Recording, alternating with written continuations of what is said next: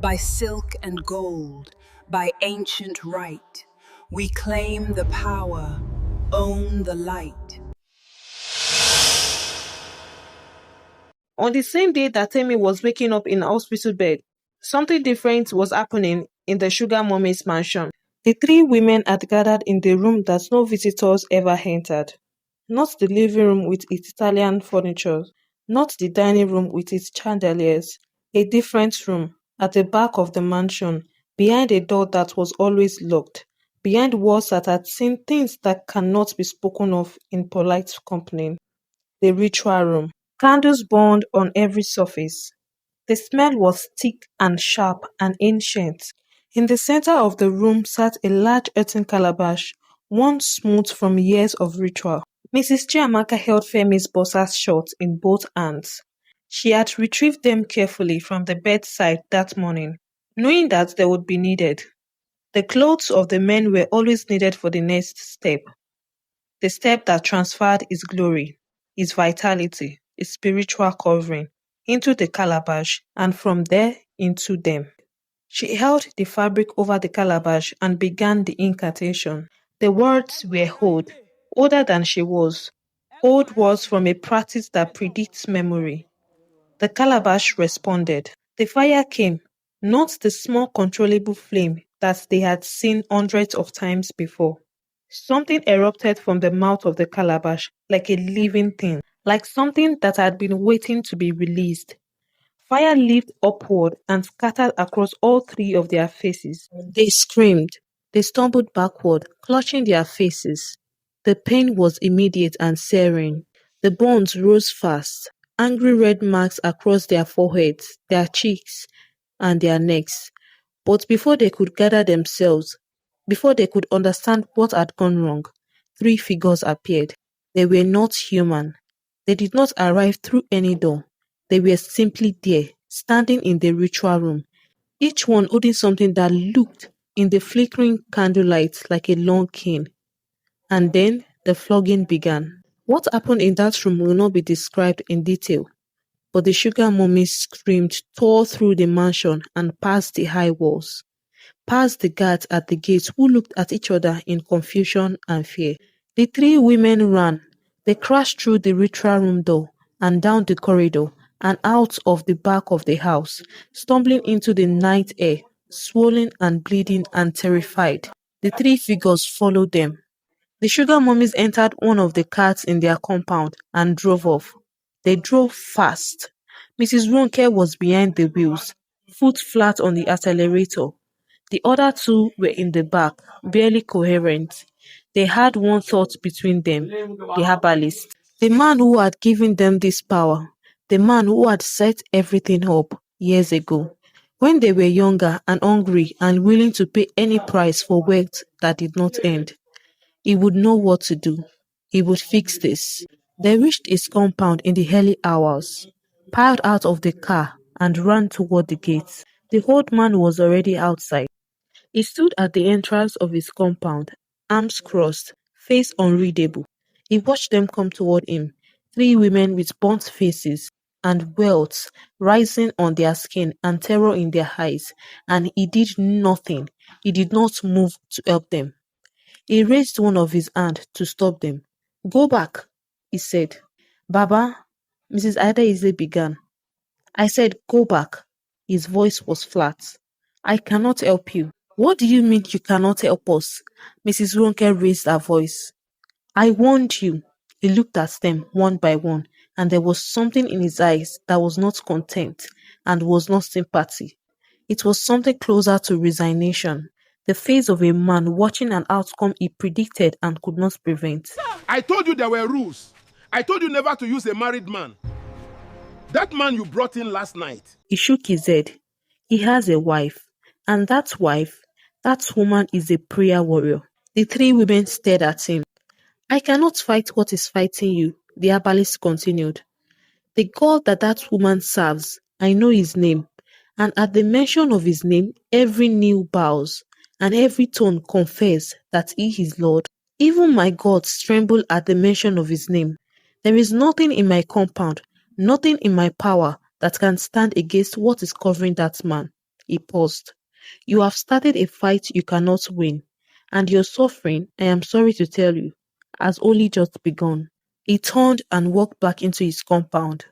He closed his door and turned the lock. Almost before the echoes of the lock faded, the three figures reappeared. The sugar mummies ran. They threw themselves into the car and locked the doors. The figures passed through the locked doors as if they were hair. The canes rose and fell.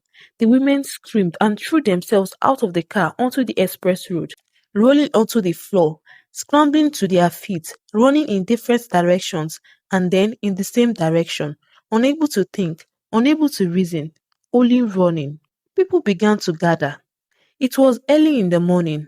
Commuters on their way to work, a bus conductor who had parked to buy water, a woman walking to the market. They stopped and watched. And what they saw made no sense. Three finely dressed women, their expensive clothes now torn, their expensive jewelries scattered, their faces swollen and marked, rolling on the floor and screaming at nothing, being struck by something invisible. Someone lifted a phone and began recording. Then another person. Then another. The videos went viral. By evening, half of Lagos had seen them. A week passed. Temi came home from the hospital, small and bright and entirely herself, filling the apartment again with noise and laugh and the particular kind of chaos that only a healthy 5-year-old can produce.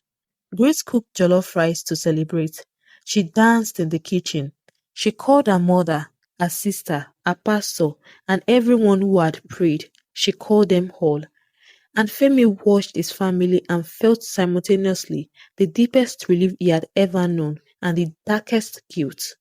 He had told Grace that a friend lent him the money, a very generous friend, a private matter.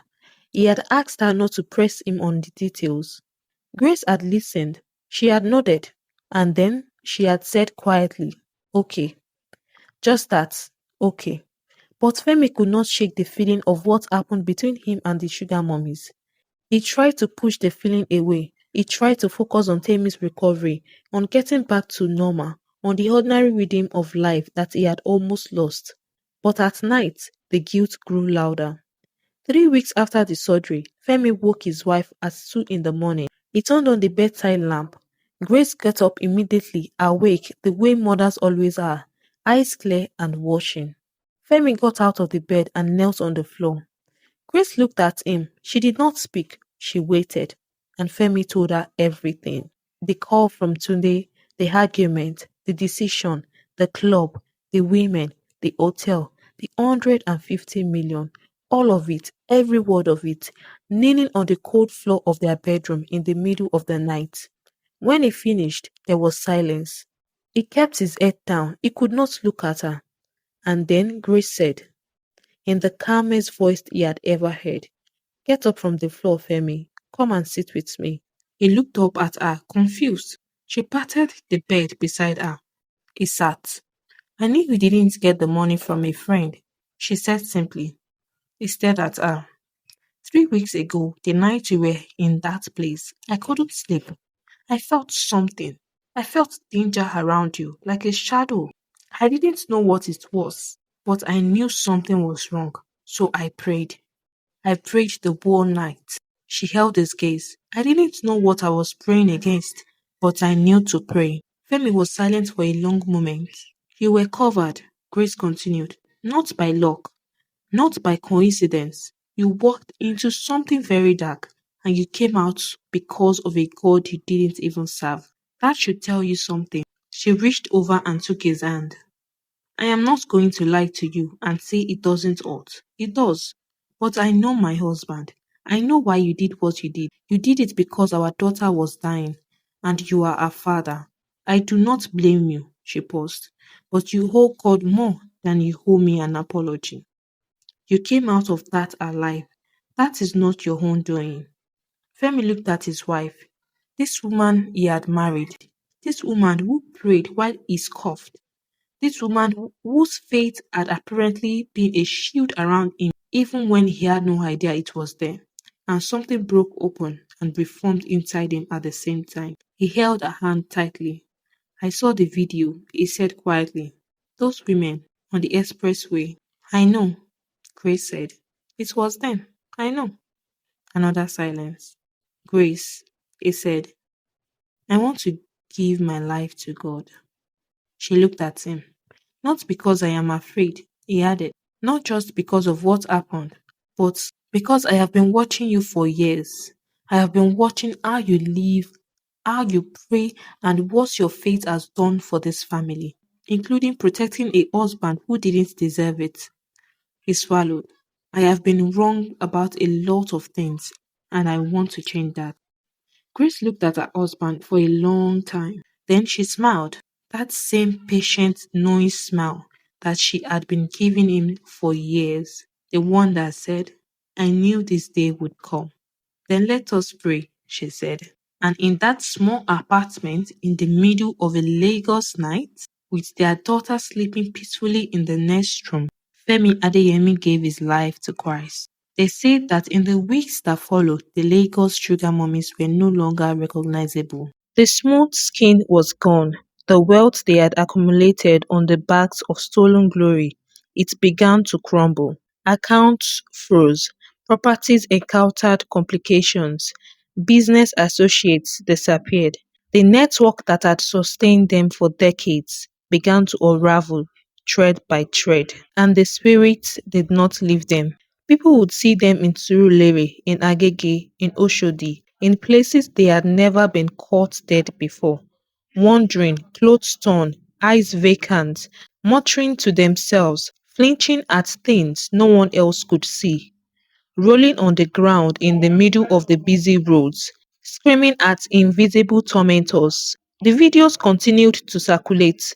People talked, some laughed, some felt pity. Most felt the cold understanding of people who now knew something they had suspected but never confirmed, that there are prices for certain kinds of living, that the bill always comes, that what is taken in darkness is reclaimed with interest in the light. The herbalist locked his compound gates and was not seen again for a long time.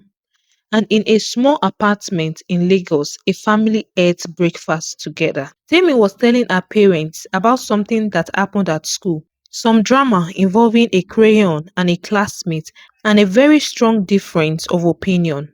And her parents were laughing, and the room was full of the particular warmth that comes when people have been through something terrible together and come out the other side still holding hands.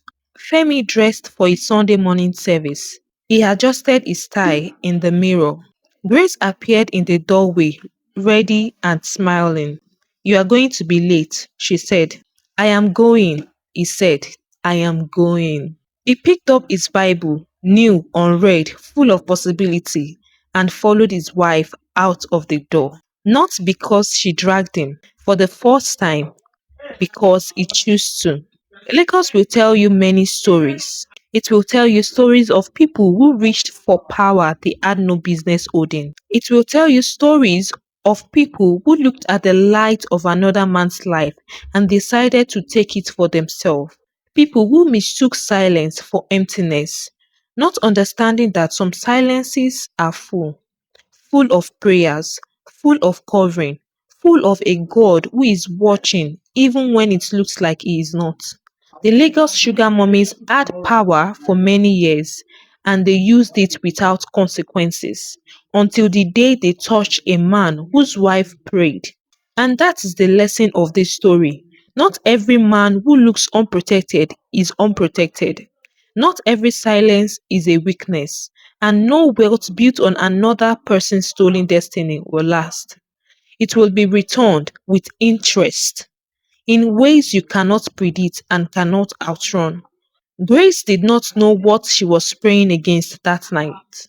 She only knew that her husband was in danger, and she prayed anyway.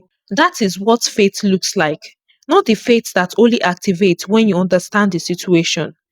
The faith that says, I don't know what is happening, but I know who to call. Femi survived not because he was strong. He survived because someone who loved him was on her knees. If this story touched you, If it said something to you today, let me know in the comments. Tell me what you think. Tell me what you took from it. And wherever you are watching from, wherever this story has traveled, thank you for being here. Until next time, stay wise, stay covered, and never underestimate the power of a praying woman.